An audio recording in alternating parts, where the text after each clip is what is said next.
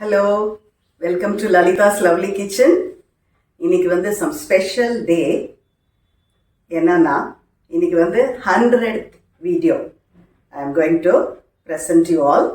So I thought let me first thank all my subscribers. My sincere thanks to all the subscribers and also all the viewers. My heartfelt thanks to you all. Because of your encouragement, because of your appreciation, I am able to grow like this. I am able to present more and more nice things for you. Thank you so much for that. And being 100th video, I thought let me share with you something special. So today I thought I'll share with you set dosa and kurma. Okay, which is very very interesting. Many people will like this set dosa and also the kurma. I thought let me share with you. So இதுக்கு தேவையான சாமான் என்னெல்லாம் அப்படின்னு சொன்னால் of course I have taken many vegetables. So இதுக்கு முதல்ல நம்ம வதக்க வேண்டியது இந்த டொமேட்டோ, அதுக்கப்புறமா ஆனியன், இது வந்து உருளைக்கிழங்கு, அப்புறமா க்ரீன் பீஸு, கேப்சிகம், கேரட்டு, அதுக்கப்புறம் சில திங்ஸ் வந்து we need to grind it. அதுக்கு வந்து தேங்காய், கேஷ்யூ நட்ஸு, கொஞ்சம் பொரிக்கடலை, கொஞ்சம் எள்ளு, அதுக்கப்புறமா கொஞ்சமாக மசாலா சாமான். இது வந்து இந்த பே லீஃப் ஒன்று, அதுக்கப்புறமா பட்டை, அதுக்கப்புறமா ஏலக்காய், கிராம்பு, இதெல்லாமும் நம்ம போட்டு வறுக்கணும். அரைக்கும்போது இதில் நான் வந்து பூண்டு, 2 பச்சை மிளகாய், கொஞ்சம் இஞ்சி வச்சுருக்கேன். அதுக்கப்புறம் தாளிக்கும்போது இதுக்கு சேர்க்க வேண்டியது கொஞ்சம் கருவேப்பிலை, அதுக்கப்புறமா ஃபார் கார்னிஷிங் கோரியாண்டர் லீவ்ஸும் கட் பண்ணி ரெடியாக வச்சுருக்கேன். ஸோ நம்ம டைரெக்டாக எப்படி குருமா பண்ணலாம் அப்படிங்கிறத பார்க்கலாம். Then we will start with our set dosa.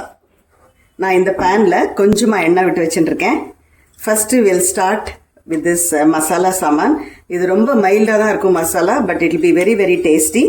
So bay leaf, அதுக்கப்புறமா இந்த பட்டையை அதில் சேர்க்குறேன். அதுக்கப்புறம் 4 கிராம்பு அதையும் போடுறேன். 2 ஏலக்காய் இவ்வளையும் போட்டுட்டு முதல்ல நம்ம இதை வறுக்கலாம். இது கொஞ்சம் வறுபடும் போது we will add ஆனியன். வந்து ஆனியன் அதோட சேர்க்குறேன். ஆனியன் வந்து கொஞ்சம் கோல்டன் கலர் ஆனோம். அதுக்கப்புறமா 1 by 1 we can start adding. So இதோட இந்த கறி லீவ்ஸையும் கொஞ்சம் அதில் வச்சு போட்டலாம். ஸோ கொஞ்சம் இது கோல்டன் ப்ரௌன் ஆட்டும். அதுக்கப்புறமா டொமேட்டோ சேர்க்கணும். வெஜிடபிளையும் 1 by 1 வைக்கணும். இப்போ வந்து ஆனியன் ஒரு கோல்டன் கலர் ஆயாச்சு. ஸோ இந்த சமயத்தில் அது கூட ஆக்சுவலி ஆனியன் வந்து ஒரு பெரிய சைஸில் ஒன்று கட் பண்ணி வச்சுருக்கேன். இது வந்து டொமேட்டோ வந்து ஒரு மீடியம் சைஸு 2.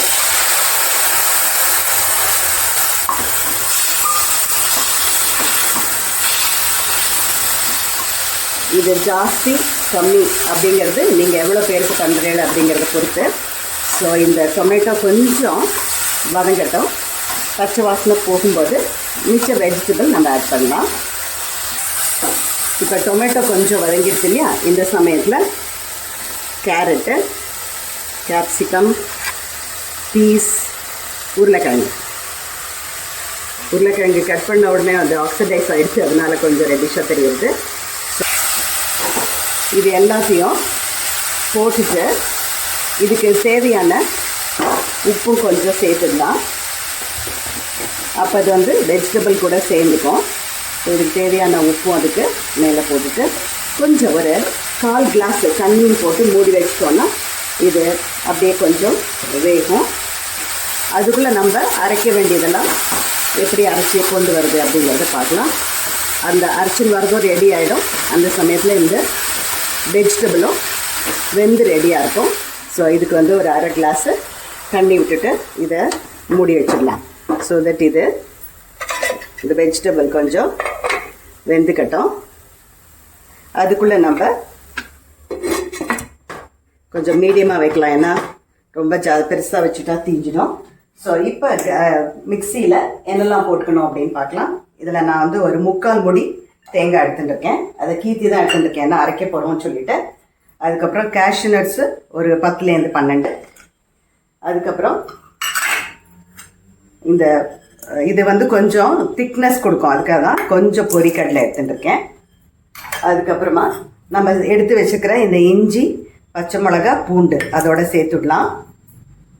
அதுக்கப்புறமா கொஞ்சமாக இதுக்கு எள்ளும் சேர்த்துக்கலாம், ஒரு வாசனை நல்லாயிருக்கும். ஸோ இப்போ இது எல்லாத்தையும் நல்லா நைஸாக இது கூட கொஞ்சம் கொத்தமல்லி ஆட் பண்ணிக்கலாம், அப்போ தான் அந்த flavour will be nice.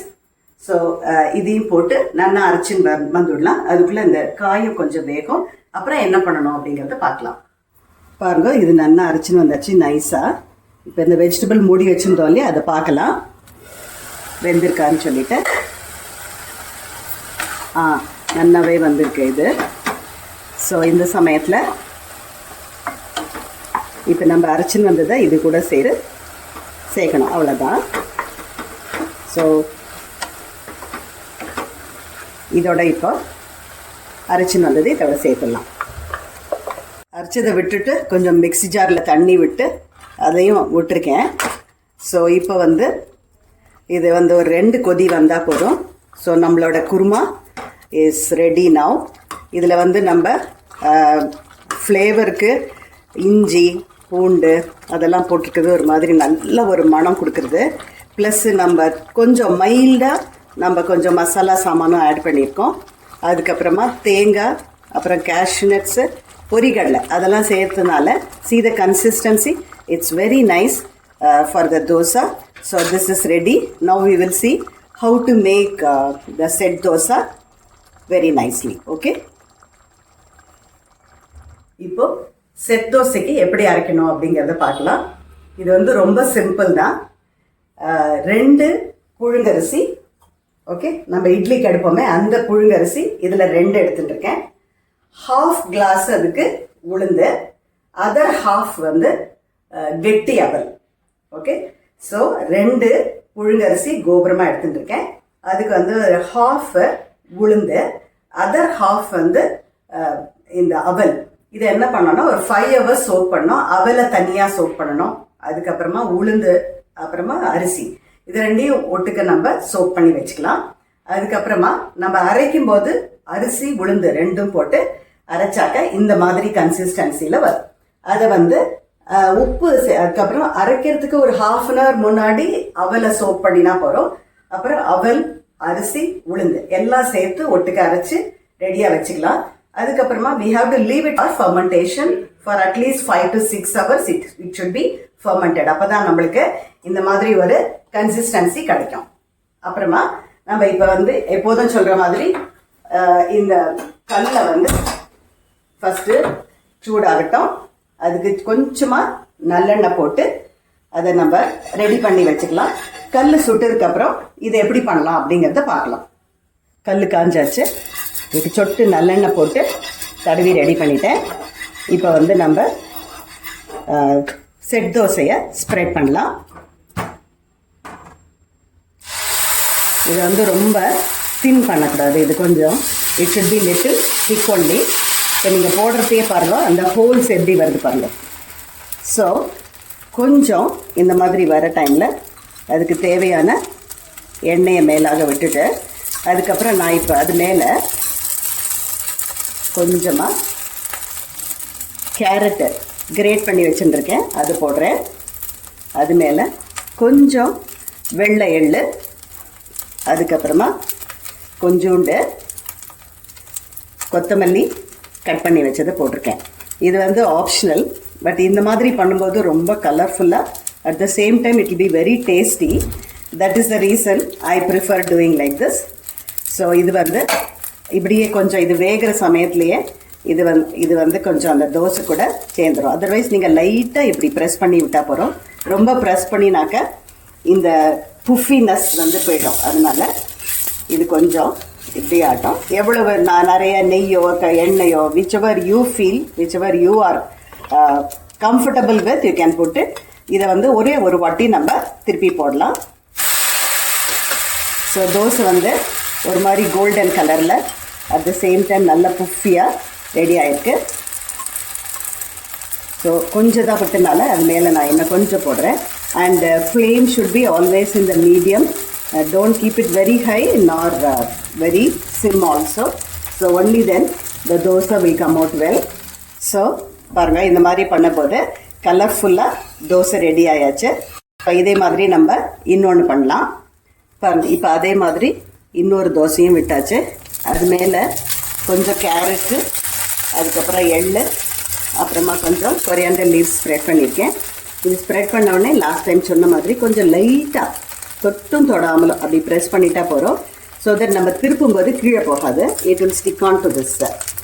So and it should be soft only. இது ரொம்ப கிறிஸ்பாக ஆகக்கூடாது.